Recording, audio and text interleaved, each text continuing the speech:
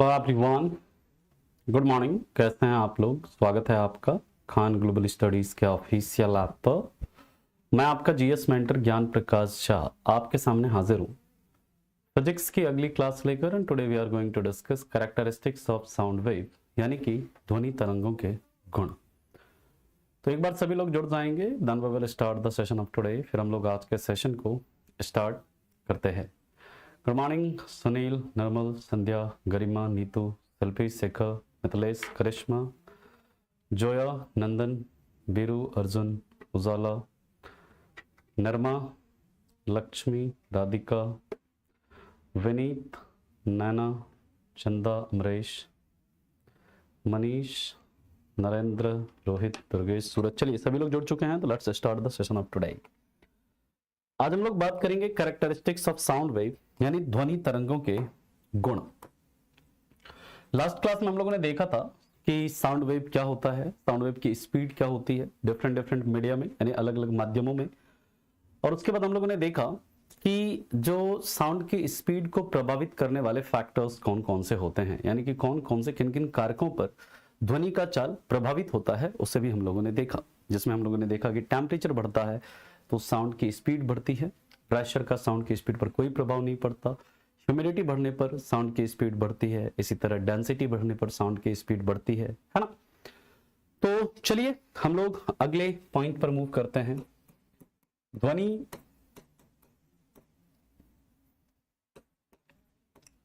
तरंगों के ध्वनि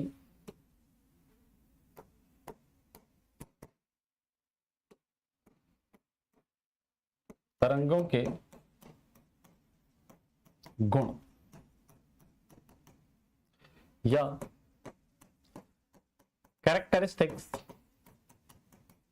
ऑफ साउंड वेव।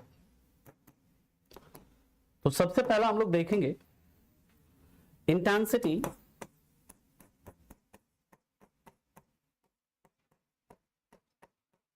या फिर इसी को हम लोग बोलते हैं लाउडनेस, या इसी को हम लोग बोलते हैं तीव्रता। ठीक, इंटेंसिटी और लाउडनेस, या फिर जैसे हम क्या कहते हैं तीव्रता। याद रखिएगा, ध्वनि का वह गुण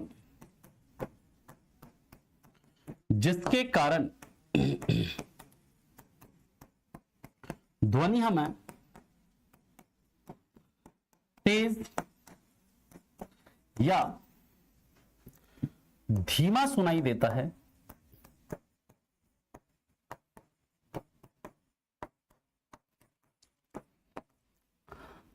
property of sound by which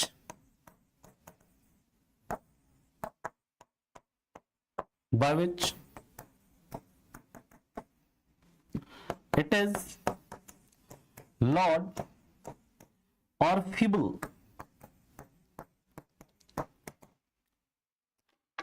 यानी कि साउंड का वह प्रॉपर्टी जिसके कारण साउंड हमें तेज सुनाई देगा या फिर साउंड हमें धीमा सुनाई देगा। साउंड की उसी प्रॉपर्टी को हम लोग क्या बोलते हैं? उसी को हम लोग बोलते हैं इंटेंसिटी, या फिर क्या बोलते हैं उसे? लाउडनेस कहते हैं। ठीक है, लेकिन ये प्रॉपर्टी किसके ऊपर डिपेंड करता है, इसका यूनिट क्या होता है, और भी कई सारी चीजें हैं, इसे अभी हम लोग डिस्कस करेंगे। फटाफट पहले आप इसे लिखो, फिर चलते हैं इसके आगे, अगले पॉइंट पर हम लोग मूव करते हैं।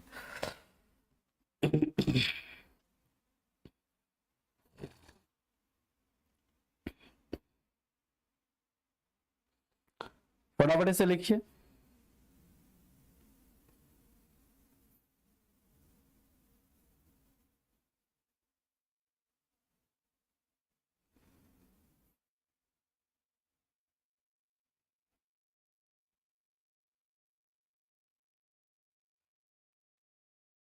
Can I move?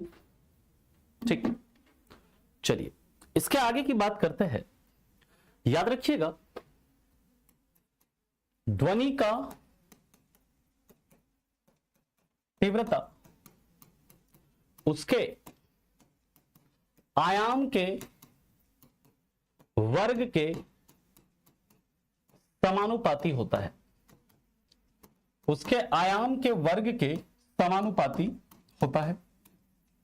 यानी इंटेंसिटी ऑफ साउंड और लाउडनेस ऑफ साउंड, इंटेंसिटी और loudness of sound is directly proportional to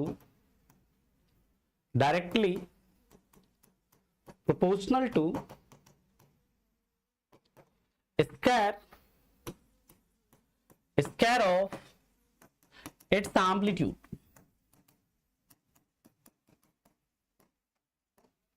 यानी कि जो इसकी ध्वनि की तीव्रता होती है ना, वो इसके एम्पलीट्यूड के स्क्वायर के डायरेक्टली प्रोपोर्शनल होती है ना। यानी कि intensity of sound is directly proportional to square of its amplitude.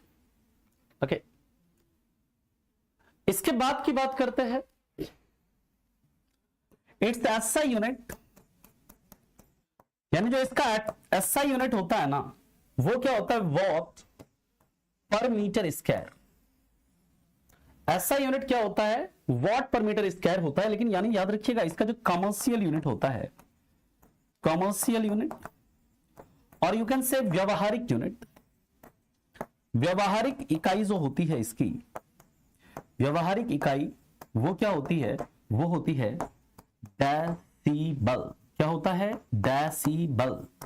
और डेसिबल जो होता है ये क्या होता है, तो decibel is 1/10 of bell.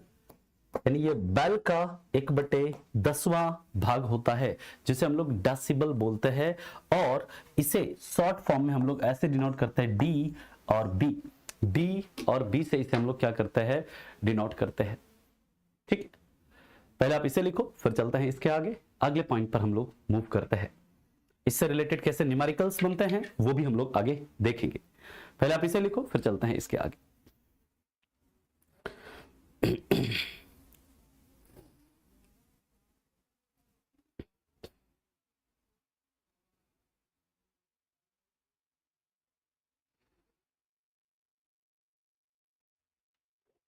Can I move?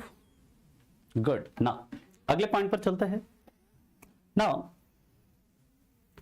याद रखिएगा, बेल भी साउंड की तीव्रता को या ध्वनि की तीव्रता को मापने का मात्रक है।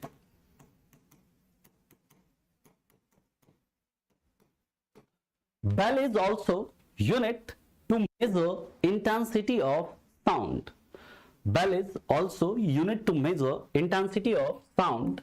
And याद रखिएगा, साउंड की इंटेंसिटी को या ध्वनि की तीव्रता को, साउंड की इंटेंसिटी को ऑडियोमीटर से मापा जाता है, ऑडियोमीटर से मापा जाता है। याद रखिएगा, सामान्य बातचीत में ये सब इंपॉर्टेंट पॉइंट है। सामान्य बातचीत में 55 से 60 डेसिबल का साउंड उत्पन्न होता है। जो हम लोग नॉर्मल कन्वर्सेशन करते हैं, उसमें आपका कितने डेसिबल का साउंड उत्पन्न होता है, 55 to 60 डेसिबल का साउंड जो है आपका उत्पन्न होता है। याद रखिएगा, इंग्लिश में लिखना है, लिख लीजिएगा, in normal conversation 55 to 60 decibel sound is produced, है ना। इसके बाद की बात करते हैं, तो याद रखेंगे, श्वसन के दौरान, श्वसन में 10 डेसिबल का साउंड प्रोड्यूस होता है।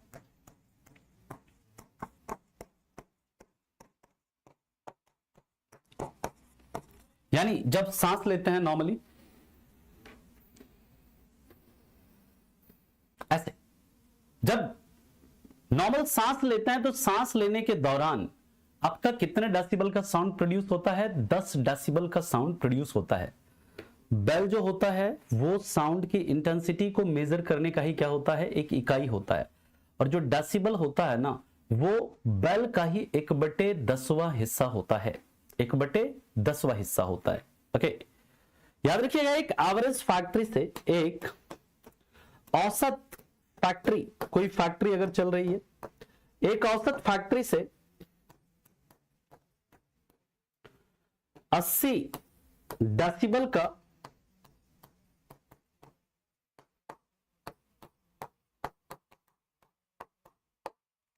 साउंड प्रोड्यूस होता है या उत्पन्न होता है। पहले आप इसे लिखो फिर चलता है इसके आगे, पहले आप इसे लिखिए फिर चलते हैं इसके आगे।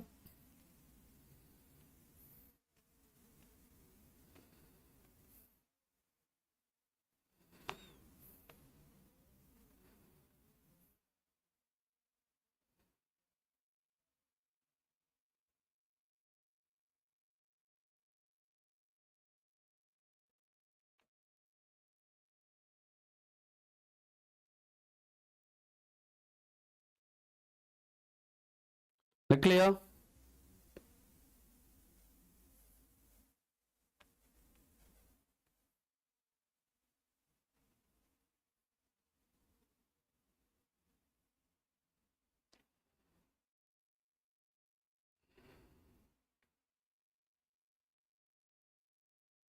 बेल मतलब साउंड मापने का यंत्र का नाम नहीं है, साउंड के जो है ना आपका यूनिट है, साउंड को मेजर करने का यूनिट, ठीक। 40 से 45 डेसिबल दिया है बुक में, कोई बात नहीं है सोनी जी। जो एनसीईआरटी है, आप एनसीईआरटी में जो लिखा हुआ है उसे आप मानिए, ठीक है। अभी मैं आपको एनसीईआरटी में दिखा दूंगा कि एनसीईआरटी में बकायदा लिखा हुआ है, जब नॉर्मल कन्वर्सेशन होता है ना तो उसमें आपका 60 डेसिबल का साउंड प्रोड्यूस होता है। अगर आपको नहीं वो है तो अभी मैं आपको दिखा देता हूं, जस्ट आप वेट करिए। तो डिफरेंट बुक्स में क्या लिखा है हमें उस पर रिलाई नहीं करना है, हमें रिलाई करना है एनसीईआरटी में क्या लिखा हुआ है उस पर रिलाई करना है। एक मिनट, आप क्या किताब में पढ़ते हैं नहीं पढ़ते हैं डजेंट मैटर, ठीक है, एक सेकंड रुक जाइए। ये सभी बच्चों के लिए है, देखिए ये एनसीईआरटी का बुक है, एनसीईआरटी का ये चैप्टर है, ठीक है। और यहां पर देखिए ये साउंड लिखा हुआ है। चलिए, तो किसी इधर उधर के बुक पे रिलाई नहीं करना है आपको, जो एनसीईआरटी देता है वो हमारे लिए इंपॉर्टेंट है। आ जाइए, टेबल कहां पर है देखते हैं, अभी आगे टेबल होगा, इसलिए मैं बोलता हूं एनसीईआरटी आप लोग जरूर पढ़ा करो, ठीक है। एनसीईआरटी को आप लोग जरूर पढ़ा करिए, नहीं तो फिर इस तरह की समस्याएं आपको आएगी। ये देखिए जोर जोर यहां पर बड़े बड़े शब्दों में लिखा हुआ है, देखो क्या लिखा है, पढ़िएगा आप लोग। इन नॉर्मल ब्रीथिंग, देखो सामान्य श्वसन में कितने 10 डेसिबल का साउंड प्रोड्यूस होता है। सॉफ्ट विस्पर जो नॉर्मल सीटी बजाते हैं तो 5 मीटर की दूरी पर तो 30 डेसिबल का साउंड प्रोड्यूस होता है। नॉर्मल कन्वर्सेशन, सामान्य बातचीत में कितने डेसिबल का साउंड लिखा हुआ है, पढ़िए आप लोग, कितने डेसिबल का साउंड प्रोड्यूस होता है, लिखा हुआ है ना 60 डेसिबल। औसत फैक्ट्री से कितना 80 डेसिबल, लिखा हुआ है कि नहीं लिखा हुआ है। तो किस किताब में क्या लिखा है हमें उससे मतलब नहीं है, एनसीईआरटी में क्या लिखा है हमें उससे मतलब है। हो गया, जिसका भी डाउट था ये, हाँ जी, चलो कोई नहीं। तो आपको जो भी मैं लिखाता हूं वो एनसीईआरटी जो है ना उसमें जो लिखा हुआ है उसको मैं लिखाता हूं, ठीक है। ये क्लास 8 की एनसीईआरटी थी, है ना। चलिए नेक्स्ट पॉइंट पर हम लोग चलते हैं, और आपके उसमें भी लिखा हुआ भी है कि एनसीईआरटी के अंदर जो दिया है वो आपका सिलेबस। नेक्स्ट याद रखिएगा, एक बिजी ट्रैफिक,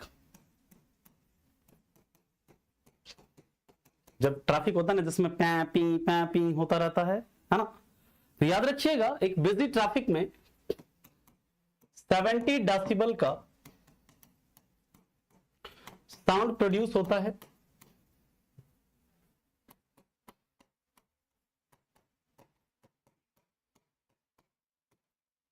इसके बाद याद रखेंगे डीजे बजाने पर 80 डेसिबल का साउंड प्रोड्यूस होता है।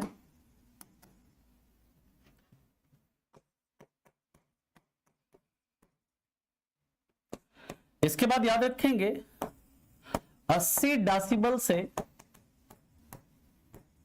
ज्यादा का साउंड हमारे कान के लिए, ह्यूमन ईयर के लिए या हमारे कान के लिए दर्दनाक होता है। 80 डेसिबल से ज्यादा का साउंड हमारे कान के लिए क्या होता है? पेनफुल होता है ना? औसत फैक्ट्री का मतलब है यहां पर कि जो एक नॉर्मल फैक्ट्री नहीं होता है जहां पर मशीन वगैरह चलता है ना? बात समझ में आ गई? फैक्ट्री का मतलब कि नॉर्मल कोई जो फैक्ट्री है, फैक्ट्री में जब मशीन वगैरह चलता है तो वहां पर कितना डेसिबल का साउंड प्रोड्यूस होगा? 80 डेसिबल का साउंड प्रोड्यूस होगा, है ना? पहले आप इसे लिखो, फिर मैं आपके डाउट्स लेता हूं, जो भी डाउट्स है पहले आप इसे लिखिए, फिर इसके बाद डाउट्स आपके लेंगे।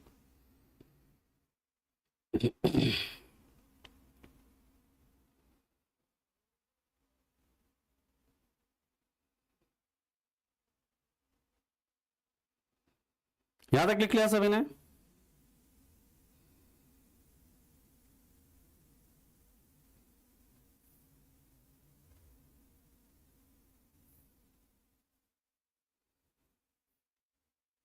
ठीक है,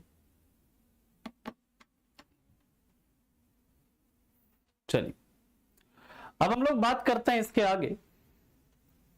नेक्स्ट याद रखिएगा 100 डेसिबल से ज्यादा का साउंड सुनने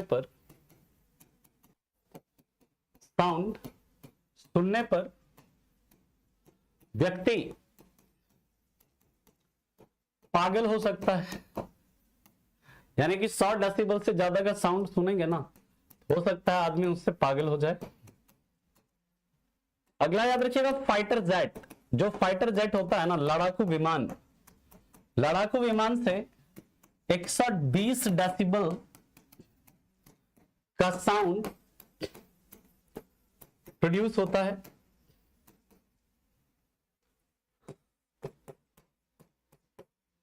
ना? जो फाइटर जेट वगैरह होता है, लड़ाकू विमान वगैरह जो होता है, वहां पर क्या होता है? 120 डेसिबल का साउंड क्या होता है? प्रोड्यूस होता है। ठीक है, और याद रखिएगा इसलिए जो फाइटर जेट में जो रहते हैं, लड़ाकू विमान में जो फाइटर्स रहते हैं, वो कान में देखते हैं आपका लगा के रखते हैं, ताकि उनको वो साउंड है ना, उसको उस मतलब साउंड को ना सुने वो। ठीक है, इसके बाद की बात करते हैं। याद रखिएगा 120 डेसिबल से ज्यादा का साउंड सुनने पर व्यक्ति बहरा हो सकता है, यानी डीफ हो सकता है, बहरा हो सकता है। और उसके बाद याद रखेंगे कि WHO के अनुसार, WHO क्या है? वर्ल्ड हेल्थ ऑर्गेनाइजेशन, विश्व स्वास्थ्य संगठन, जिसका हेडक्वार्टर कहां पर है? जेनेवा में है ना? तो WHO के अनुसार 45 डेसिबल का साउंड, 45 डेसिबल का साउंड हमारे कान के लिए उपयुक्त है।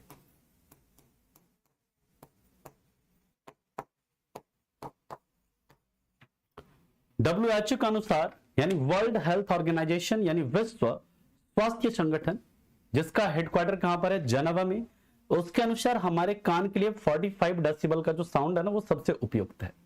ठीक है, बात समझ में आ गई? बहरा का मतलब होता है डीफ। ठीक है, अब आपके जो भी डाउट हैं आप पूछिए, फिर हम लोग इसके आगे चलेंगे अगले कैरेक्टरिस्टिक्स पर। हाँ, वॉल्यूम, जैसे अगर आप मान लीजिए कि मोबाइल का वॉल्यूम बढ़ाते हैं, इसका मतलब क्या होता है? उसका इंटेंसिटी बढ़ता है, उसका लाउडनेस बढ़ता है, उसका एम्पलीट्यूड आप बढ़ाते हैं।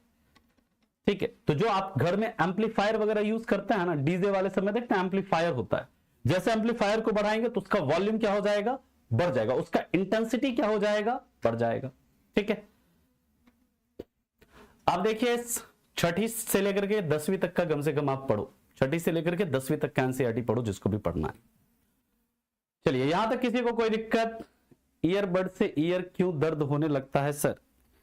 क्योंकि उसमें क्या होता है ना, हमेशा एक सेम इंटेंसिटी का साउंड जो होता है ना, वो मतलब हमारे ईयर ड्रम पर, जो हमारा कान का पर्दा है ना, उस पर जाता है।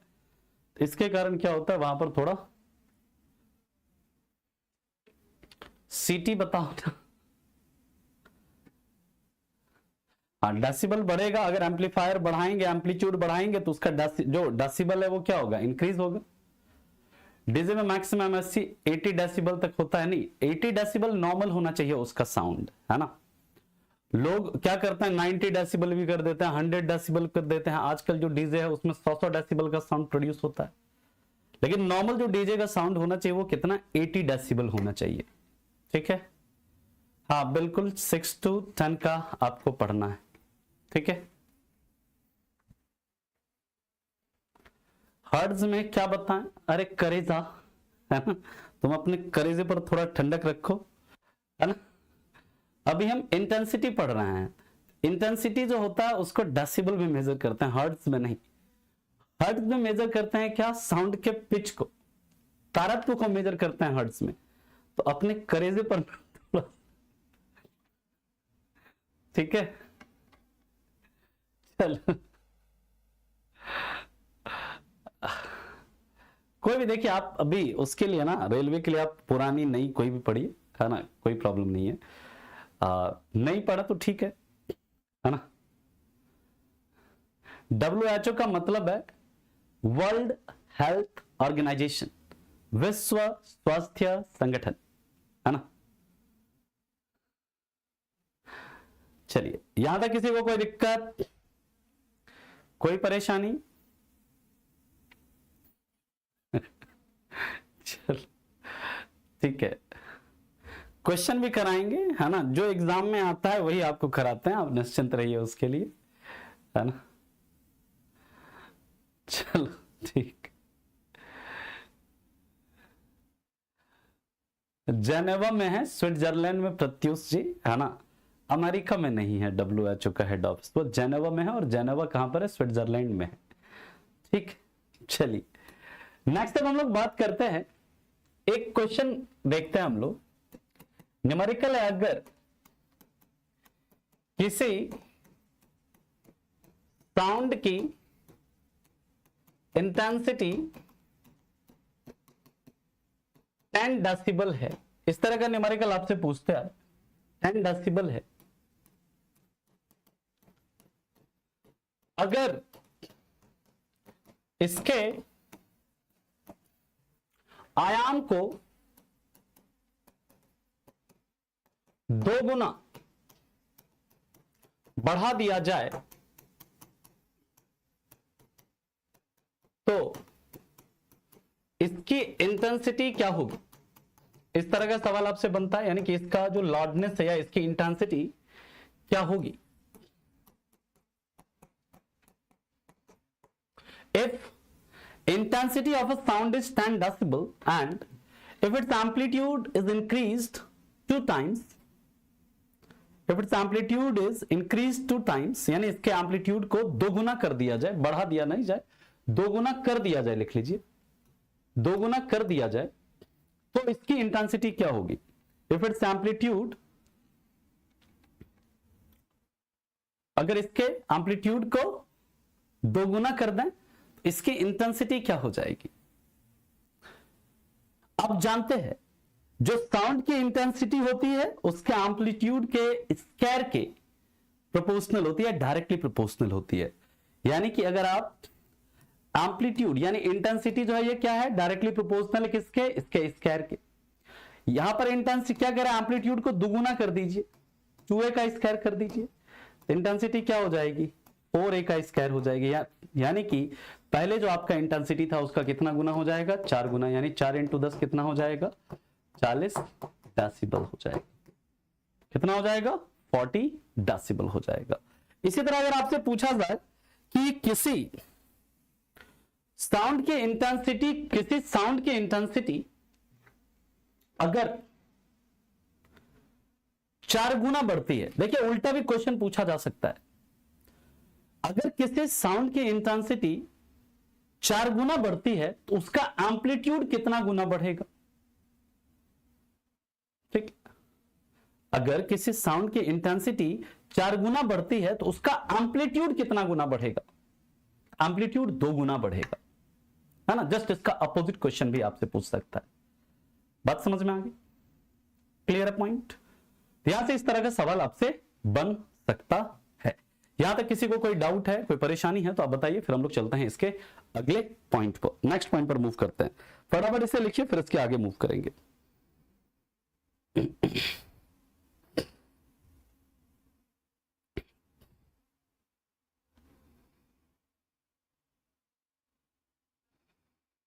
अब हम लोग बात करेंगे पिच की।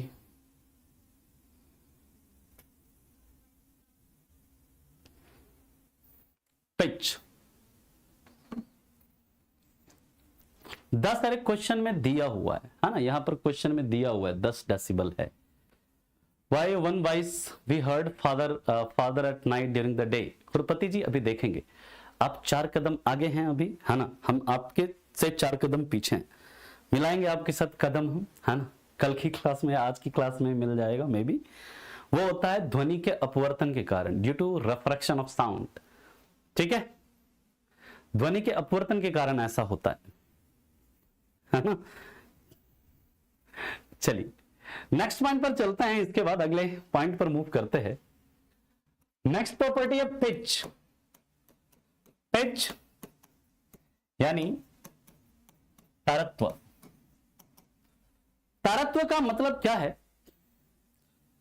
तारत्व का मतलब क्या है? तो याद रखिएगा, किसी साउंड का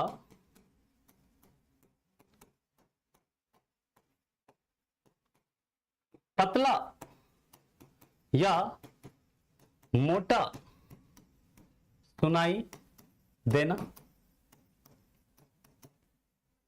by which property of sound, by which sound is heard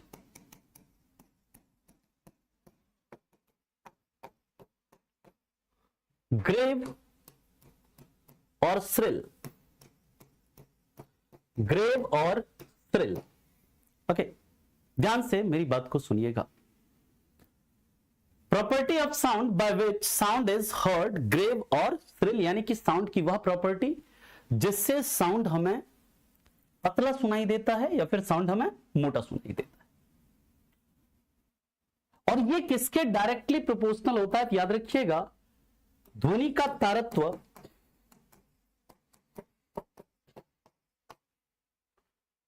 ध्वनि का तारत्व इसके आवृत्ति के समानुपाती होता है। ध्वनि का तारत्व इसके आवृत्ति के समानुपाती होता है, यानी कि pitch of sound is directly proportional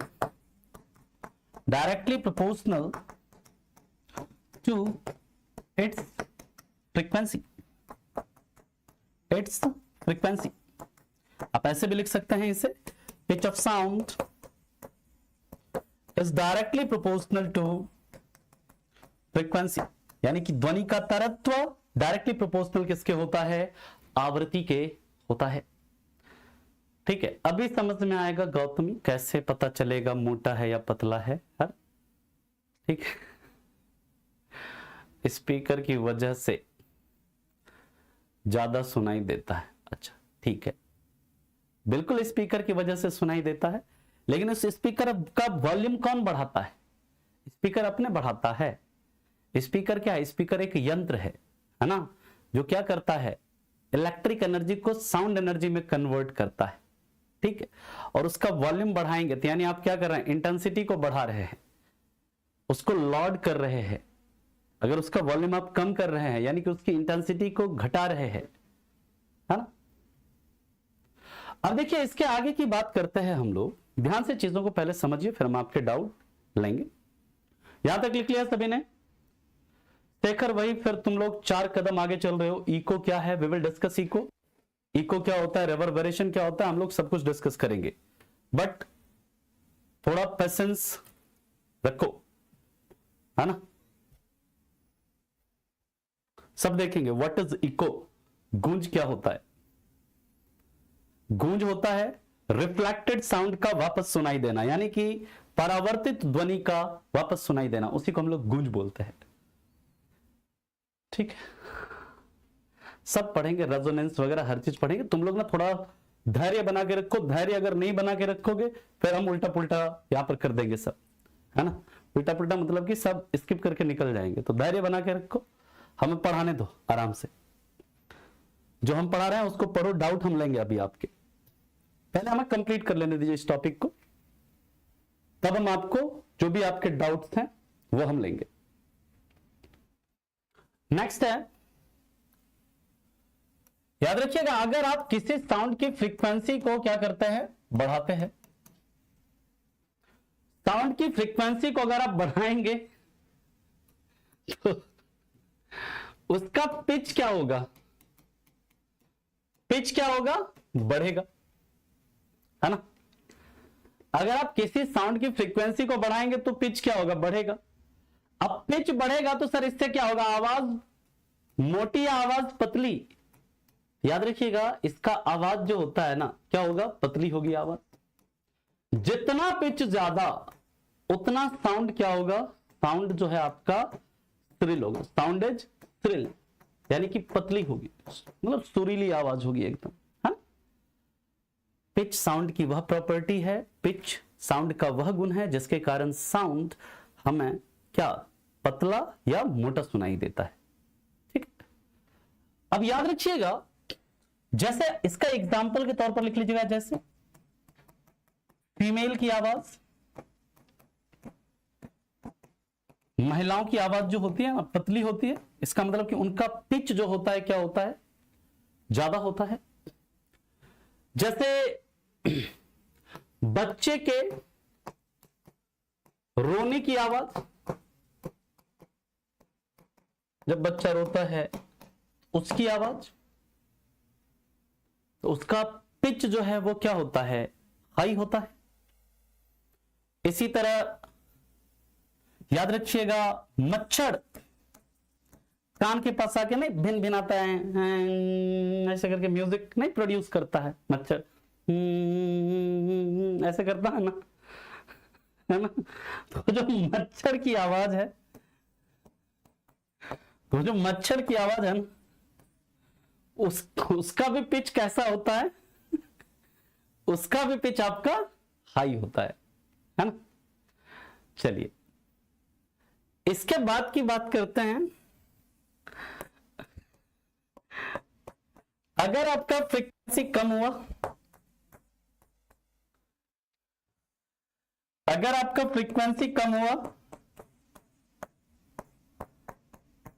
तो पिच क्या होगा? आपका तारत्व क्या होगा? कम होगा। और याद रखिएगा, अगर आपका तारत्व कम होगा ना, तारत्व कम होगा तो आवाज कैसी होगी? मोटी, यानी साउंड इज ग्रेव।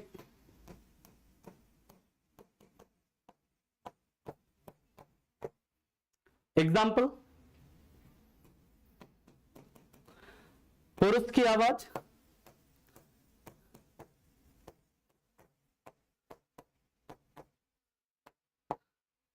जैसे नहीं देखते हो फिल्मों में जो विलन वगैरह होता है उसका आवाज कैसा होता है? एकदम नहीं, जैसे अमरीश पुरी का आवाज देखो, भारी एकदम आवाज, भारीपन रहता है आवाज, है ना।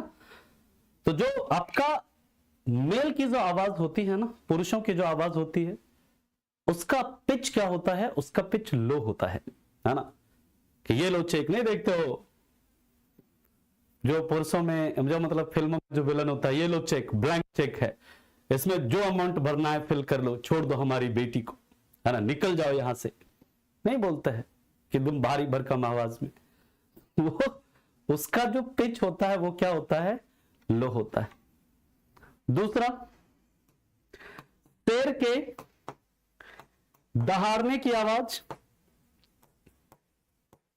शेर के दहाड़ने की आवाज, ठीक है, उसका भी पिच क्या होता है? लो होता है। अभी आ रहे एडम सैपल क्या होता है, लैरिंक्स क्या होता है सब बताएंगे, चिंता मत करिए, थोड़ा सा सब्र रखिए।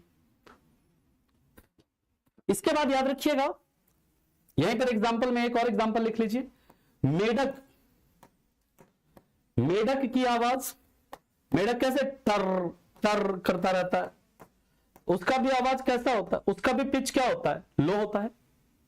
ठीक है, हाँ मेरी भी आवाज है, मेरी भी आवाज जो है उसका भी पिच कैसा है, लो है ना। चलिए तो फटाफट से लिखो, और मेरा सवाल है आप लोगों से एक, आप लोग ये बताइए कि मेढक का साइंटिफिक नेम क्या होता है ना। जो फ्रॉग है इसका वैज्ञानिक नाम क्या होता है, आप इसे बताएं, फिर चलता है इसके आगे, अगले पॉइंट पर मूव करेंगे।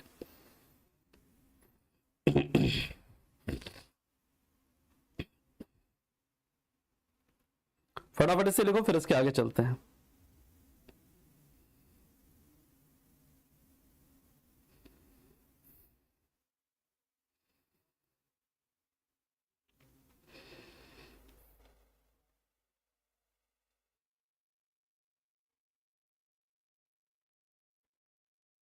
Can I move? Rana tigrina, very good very good, बहुत बढ़िया बहुत बढ़िया। चलिए अब देखिए, हम लोग बात करते हैं हमारे बॉडी में जो ह्यूमन के अंदर जो साउंड प्रोड्यूस होता है ना, याद रखिएगा ह्यूमन में साउंड लैरिंक्स, या जैसे हम कहते हैं वाक यंत्र, या इसी को क्या बोलते हैं कंठ में उत्पन्न होता है। ह्यूमन में जो साउंड प्रोड्यूस होता है वो कहां पर प्रोड्यूस होता है, याद रखिएगा लैरिंक्स में, या फिर किसमें, वाक यंत्र या कंठ में प्रोड्यूस होता है। और इसीलिए लैरिंक्स को वॉइस बॉक्स या sound box of human body भी कहा जाता है। इसलिए लैरिंक्स को ना मानव शरीर का वॉइस बॉक्स या फिर क्या कहते हैं उसे साउंड बॉक्स भी कहा जाता है। किसको? तो याद रखिएगा लैरिंक्स या वाक यंत्र को या कंठ को। लेकिन सवाल उठता है कि सर ये लैरिंक्स में ऐसा क्या होता है, लैरिंक्स में कैसे साउंड प्रोड्यूस होता है। ध्यान से मेरी बात को सुनिएगा। और जो फीमेल है उसके साउंड का पिच हाई क्यों होता है, उसकी फ्रीक्वेंसी ज्यादा क्यों होती है, अभी हम लोग इसे समझेंगे, काफी डिटेल में समझेंगे। याद रखिएगा ये जो यहां पर देखते हैं ना, ये एक हिस्सा जो निकला हुआ होता है ना, ये होता है एडम्स एप्पल बोलते हैं इसको, आदम का सेब। और इस आदम के सेब के जस्ट पीछे ये जो एडम्स एप्पल है ना, इसी के पीछे क्या होता है, आपका लैरिंक्स मौजूद होता है। लेकिन इस लैरिंक्स में याद रखिएगा, लैरिंक्स में साउंड प्रोड्यूस करने के लिए, लैरिंक्स में साउंड प्रोड्यूस करने के लिए क्या होता है, वोकल कॉर्ड मिलता है। क्या मिलता है? वोकल कॉर्ड पाया जाता है। जैसे गिटार वगैरह में देखते हो ना, गिटार वगैरह में धागा होता है, स्ट्रिंग होता है, ऐसे करते हैं, ऐसे ऐसे करते हैं, तो वहां पर टुम टुम जो भी आप गाना बजाना चाहते हैं वहां पर क्या होता है, गाना प्रोड्यूस होता है। वैसा म्यूजिक क्या होता है, प्रोड्यूस होता है, वैसी आवाज उत्पन्न होती है। उसी तरह हमारा ये जो लैरिंक्स है, इस लैरिंक्स के जस्ट जो हमारा ये एडम्स एप्पल है, इस एडम्स एप्पल के पीछे क्या है, लैरिंक्स है, और उस लैरिंक्स में क्या है, वोकल कॉर्ड मौजूद है। लेकिन कई बार सवाल पूछेगा कि ये जो वोकल कॉर्ड है इसकी संख्या कितनी होती है हमारे शरीर में। तो याद रखिएगा ह्यूमन में, मनुष्य में वोकल कॉर्ड की संख्या कितनी होती है, तो मनुष्य में वोकल कॉर्ड की संख्या कितनी होती है, 2 होती है। एग्जामिनर यहीं तक नहीं रुकते हैं, वो इसके आगे भी चलेंगे। सर इसके आगे कहां जाएंगे, तो देखते हैं कहां जाते हैं। पहले आप इसे लिखिए, फिर चलते हैं इसके आगे, अगले पॉइंट पर मूव करते हैं। पहले आप इसे लिखो, फिर इसके आगे चलते हैं। वोकल कॉर्ड को वाद्य यंत्र कह सकते हैं आप, वोकल कॉर्ड को स्वर यंत्र कह सकते हैं आप, है ना, ठीक है।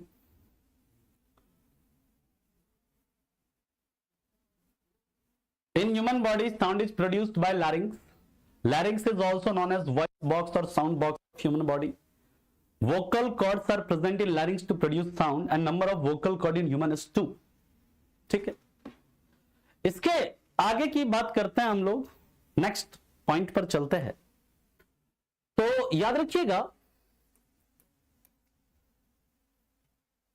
लेंथ ऑफ वोकल कॉर्ड, वो पूछेंगे ठीक है 2 वोकल कॉर्ड होता है बराबर है, कोई दिक्कत नहीं है, लेकिन ये जो वोकल कॉर्ड है इसकी लंबाई कितनी होती है सर? वोकल कॉर्ड की लंबाई बताओ कितनी होगी? याद रखिएगा, पुरुष में, मेल में, पुरुषों में इसकी लंबाई जो होती है ना साहब 1.5 सेंटीमीटर से लेकर के कितना होता है 2.25 सेंटीमीटर तक होता है, ठीक है।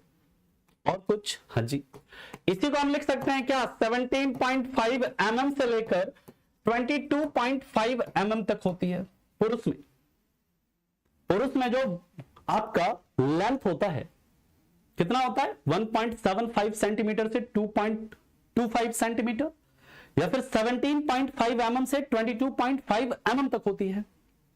जबकि फीमेल में जो इसकी लेंथ होती है ना, फीमेल में जो इसकी लेंथ होती है वो कितनी होती है? याद रखिएगा 1.25 सेंटीमीटर से 1.75 सेंटीमीटर तक होती है, या फिर इसे हम लिख सकते हैं 12.5 mm से 17.5 mm तक होती है, ठीक है। इसलिए आप देखेंगे फीमेल के अंदर ये जो मेल का जो वोकल कॉर्ड होता है ना, ये मेल का जो वोकल कॉर्ड है ये ज्यादा बाहर निकला होता है। ये सॉरी, ये जो एडम्स एप्पल है, ये जो आदम का सेब होता है ना मेल का, वो ज्यादा निकला होता है पुरुषों का, फीमेल का ये कम निकला होता है। क्यों? क्योंकि इसके पीछे जो आपका वोकल कॉर्ड है इसकी लंबाई महिलाओं में कम है। फीमेल में क्या है, महिलाओं में क्या है? कम है, फीमेल में कम है, और पुरुषों में क्या है? ज्यादा है। इसलिए मेल का ये जो एडम्स एप्पल है ना वो ज्यादा निकला होगा, फीमेल में ये कम निकला होता है। अब यहीं पर सारी कहानी है किसकी? फीमेल के साउंड का पिच काहे ज्यादा है, मेल के साउंड का पिच काहे कम है। ध्यान से मेरी बात को सुनिएगा। एक धागा लो तुम लोग, एक धागा लो, जैसे धागा होता है ना वैसा ही होता है वोकल कॉर्ड आपका, है ना। वोकल कॉर्ड को अगर आपको देखना है ना, आप देख सकते हो, चित्र आपको दिखा सकते हैं वोकल कॉर्ड का कैसा दिखता है, दिखा सकते हैं, है ना। देख लीजिएगा, वोकल लिखा रहा है जी, नहीं लिखा रहा है, एक सेकंड रुको। वोकल कॉर्ड इन ह्यूमन, देखो अगर चित्र दिख जाए तो, प्रॉपर चित्र तो ये देख रहे हो, इस तरह से एक तरह से होता है। यहाँ पे ना जैसे धागा होता है ना, धागे की तरह ही आपको रहता है ये, है ना, धागा की तरह ये स्ट्रक्चर होता है इसका वोकल कॉर्ड का। ये आप मान लीजिए जैसा धागा होता है ना, धागे के जैसा होता है। अब समझिए मेरी बात को। कोई एक बड़ा सा आप क्या करिए, बड़ा सा क्या करिए, एक रस्सी लीजिए लंबा सा, और एक छोटा से लीजिए। बड़े से रस्सी को ऐसे टच करो, ऐसे ऐसे टच करो, तो देखोगे कम उसमें फ्रीक्वेंसी वो होगा। लेकिन छोटा रस्सी होगा उसको थोड़ा सा ऐसे करो, देखो वो ज्यादा फ्रीक्वेंसी उसमें जनरेट होगा, ज्यादा कंपन होगा। छोटा वाला रस्सी है ना उसमें ज्यादा कंपन होगा, बड़े वाले रस्सी में कम कंपन होगा। उसी तरह मेल का जो वोकल कॉर्ड है उसका लेंथ क्या है? ज्यादा है, वहां पर कम कंपन होता है, कम फ्रीक्वेंसी प्रोड्यूस होता है। फीमेल का जो वोकल कॉर्ड है उसका लेंथ कम है, इसलिए वहां पर ज्यादा फ्रीक्वेंसी क्या होता है? जनरेट होता है। और फ्रीक्वेंसी ज्यादा जनरेट होगा तो पिच कैसा होगा? ज्यादा होगा। फ्रीक्वेंसी कम जनरेट होगा तो पिच कैसा होगा? कम होगा। ये बात समझ में आया? ठीक। अब यहीं पर याद रखिएगा, है ना, कि जो आपका पक्षी होता है ना, पक्षी, नोट में लिख लीजिएगा बर्ड, जैसे हमारा साउंड बॉक्स है ना, उस तरह बर्ड्स के साउंड बॉक्स को क्या कहते हैं? बर्ड्स के साउंड बॉक्स को साइरिंग्स कहा जाता है। साइरिंग्स, बर्ड्स के साउंड बॉक्स को क्या कहा जाता है? साइरिंग्स कहा जाता है। ये चीज आप याद रखेंगे, ठीक है। बात समझ में आ गई। अब कई बार आपने देखा होगा कि कई सारी फीमेल है ना, फीमेल का जो आवाज होता है कई बार देखेंगे मेल के जैसा होता है आवाज, है ना। फीमेल का जो आवाज होता है वो मेल के जैसा होता है, उसके पीछे क्या कारण है। लेकिन यहां पर याद रखिएगा, आपसे एग्जामिनर क्या पूछेंगे कि वोकल कॉर्ड कहां पर मिलता है। देखो क्या क्या सवाल बन सकता है, आपको मैं बता रहा हूं। आपसे पूछेगा कि ह्यूमन बॉडी में साउंड कहां पर प्रोड्यूस होता है, तो लैरिंक्स में।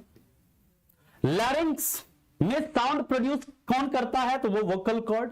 आपसे पूछेगा कि वोकल कॉर्ड जो है, वोकल कॉर्ड ह्यूमन बॉडी में कहां पर मिलता है, कहां पर मिलता है, लैरिंक्स में मिलता है।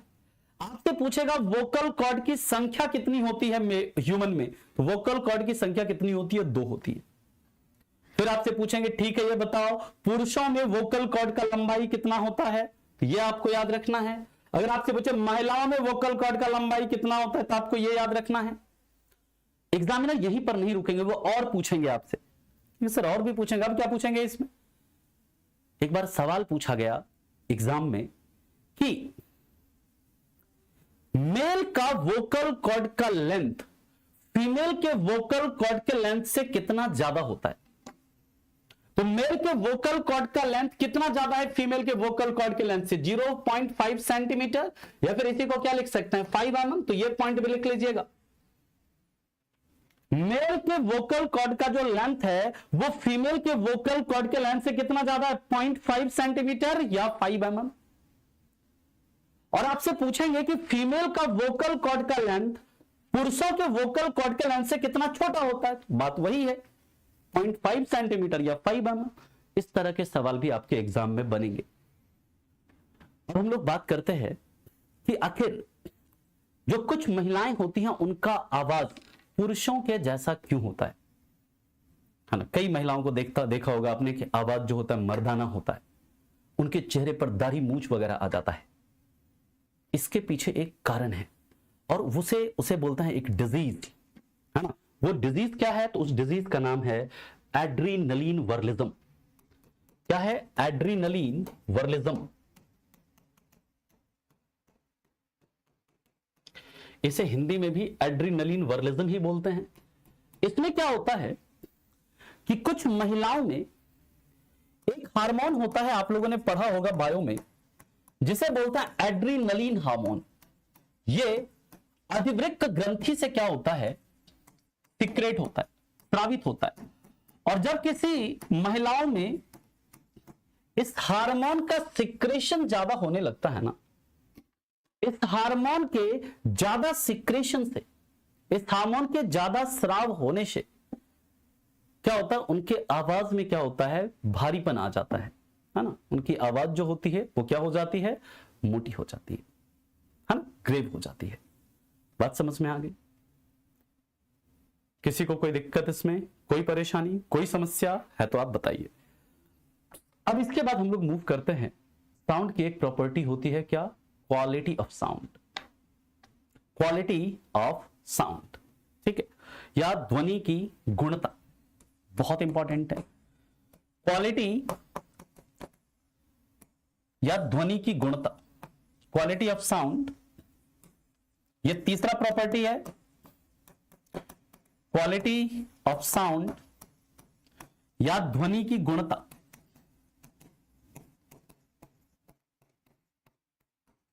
सर इसका मतलब क्या है, ध्यान से मेरी बात को सुनिएगा।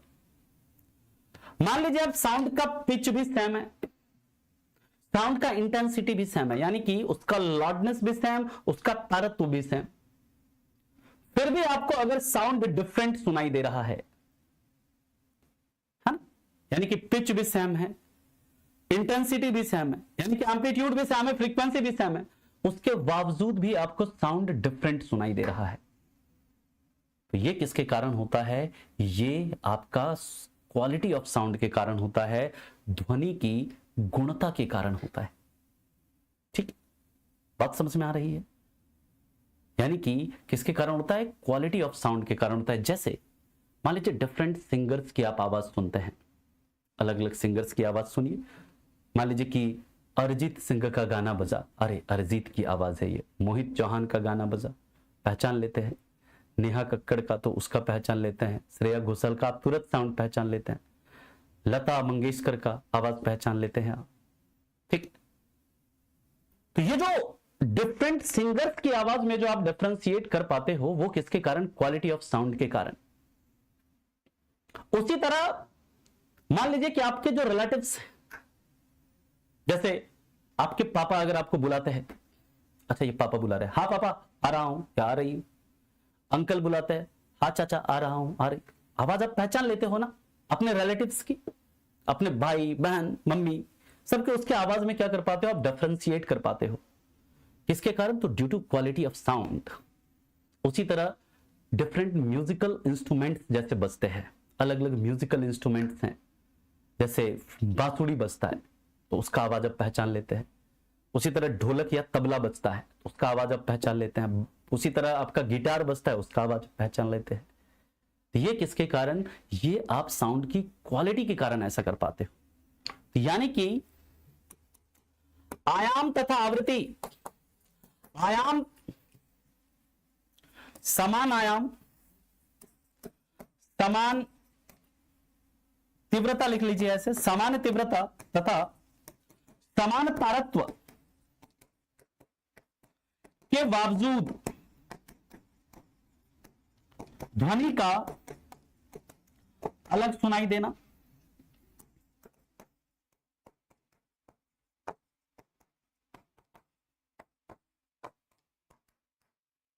ठीक, एग्जाम्पल,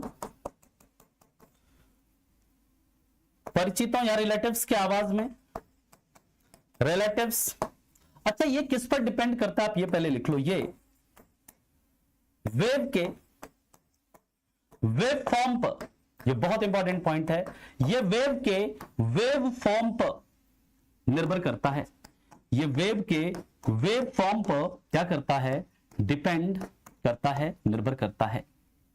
और इसका एग्जाम्पल मैं अभी लिख देता हूं, है ना। अभी इसका एग्जाम्पल लिख देता हूं। Hearing of sound, hearing of, या ऐसे लिख लीजिएगा, डिफरेंशिएशन, डिफरेंस इन साउंड।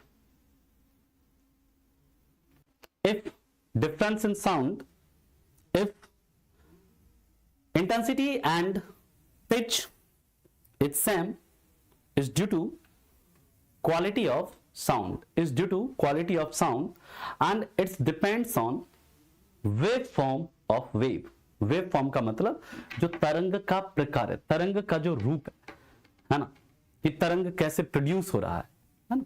जैसे कोई वेव फॉर्म, कोई जो आपका साउंड वेव है इस तरह से ऐसे ऐसे प्रोड्यूस हो रहा है, कोई इस तरह से ऐसे ऐसे प्रोड्यूस हो रहा है ना, तो उसके वेव फॉर्म पे डिपेंड करता है ये, है ना। ठीक है, अब इसका एग्जांपल लिख लीजिएगा। रिलेटिव्स के साउंड का, साउंड में अंतर कर पाना, ये किसके कारण होता है? सिंगर्स के साउंड में अंतर कर पाना,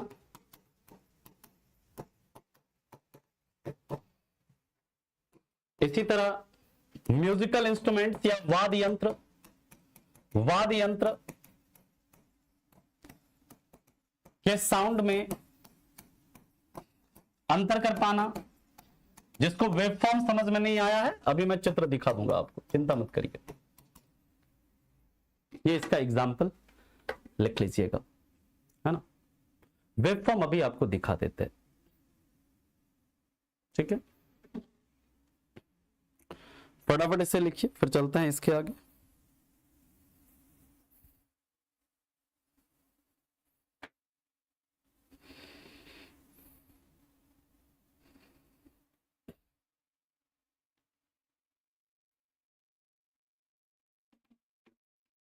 लिख लिया। चलिए, अब वेवफॉर्म जिसको समझ में नहीं, इसके बाद हम लोग सवाल पे चलेंगे। वेवफॉर्म ऑफ साउंड देखिए क्या होता है, आप ना इससे समझ जाओगे। वेवफॉर्म ऑफ साउंड ये देखिए इस तरह से जो नहीं वेव फॉर्म, जो वेव बनता है जो इस तरह से, है ना, जैसे ये देखते होंगे कभी म्यूजिक वगैरह सुनते होंगे ना, इस तरह से वो ऐसे ऐसे बनाता है वेव फॉर्म, तो ये वेव फॉर्म बोलते हैं। इस तरह से जो प्रोड्यूस होता है ना, इस तरह से, उसी को वेव फॉर्म कहते हैं, है ना। ये इस तरह से ये जो प्रोड्यूस होता है इस तरह से, इसी को क्या बोलते हैं, वेव फॉर्म बोलते हैं, है ना। क्लियर। चलिए अब हम लोग चलते हैं आज के सवाल की तरफ।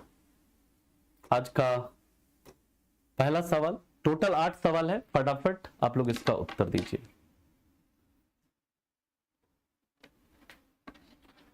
कोई पहले सवाल करो तब जाकर के छुट्टी मिलेगा, है ना। जो एक बच्चे ने पूछा था मर्सली स्केल, मर्सली स्केल से जो ना उससे भी भूकंप की तीव्रता ही मेजर करते हैं हम। मर्सली स्केल जो होता है, या मर्कली स्केल बोलते हैं इसको, मर्कली स्केल, इससे भी भूकंप की तीव्रता ही मेजर करते हैं, है ना, इंटेंसिटी ऑफ अर्थक्वेक। इसका सही उत्तर क्या हो जाएगा, कह रहा है ह्यूमन जो है किस साउंड को सुन सकता है। ठीक है, तो कौन से साउंड को सुन सकता है, 20 हर्ट्ज से 20 किलो हर्ट्ज के साउंड को सुन सकता है। अगला क्वेश्चन है, ध्यान से इस सवाल को पढ़िएगा फिर आप लोग इसका उत्तर दीजिएगा, बहुत अच्छा सवाल है। ध्यान से सवाल को पढ़ो। वो कहता है ना, ये सवाल वैसा है, सावधानी हटी दुर्घटना घटी। ये सवाल है सावधानी हटी दुर्घटना घटी वाली सवाल है ये, तो दुर्घटना नहीं घटने देना, है ना। और मुझे लग रहा है दुर्घटना हो चुकी है, कोई बात नहीं है सर। यहां पे देखिए लिखा है सेंटीमीटर पर सेकंड और आप लोग उत्तर दे रहे हैं मीटर पर सेकंड में, तो गलत है। 0.61 मीटर को सेंटीमीटर में कन्वर्ट करो, 61 सेंटीमीटर पर सेकंड होगा। करेक्ट आंसर इज ऑप्शन 3, है ना सर। सावधानी हटी दुर्घटना घटी, ये एग्जाम में मत घटने देना, है ना। चलो अगला क्वेश्चन है, क्वेश्चन नंबर 3।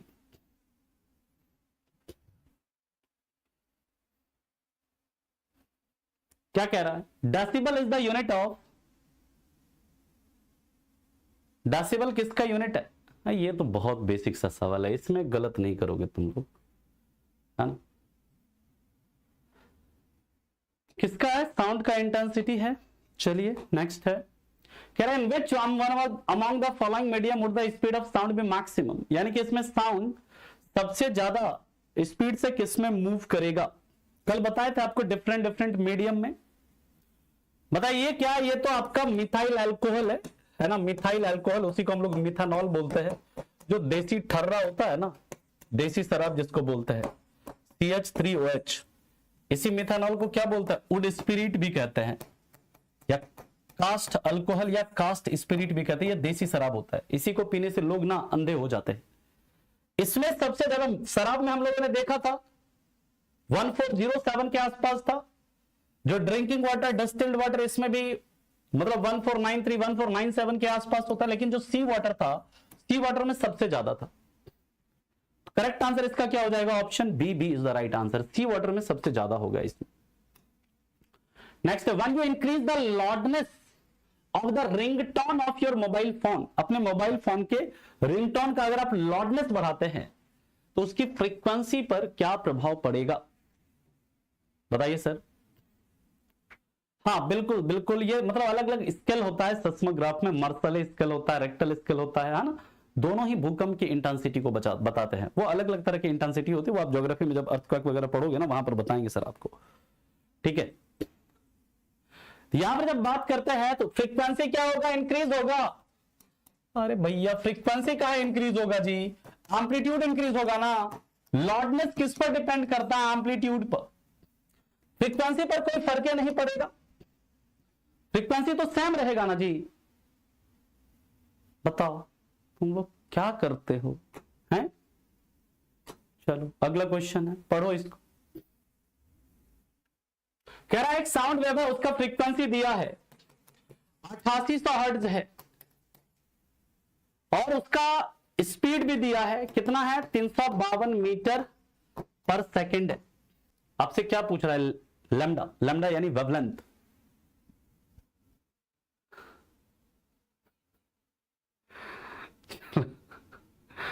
यहां पर हम लोग बात करते हैं तो फॉर्मूला वही लगेगा, V इज इक्वल टू क्या सर, लैम्डा इंटू एफ। अरे बताओ क्या होगा, F is equal to V upon lambda. v कितना है सर 352, लैम्डा कितना है सर 8800, 88 से 100 बार में कटेगा, 88 से 4 बार में कटेगा, क्या हो जाएगा 4/100, कितना हो जाएगा जी 0.04 मीटर। कुछ है क्वेश्चन में बताओ। Option 4 is the right answer. ठीक है, चलो अगला क्वेश्चन देखते हैं। Can a dash of the sound wave determine the loudness of the sound? आसान क्वेश्चन है ये, इजी सवाल है।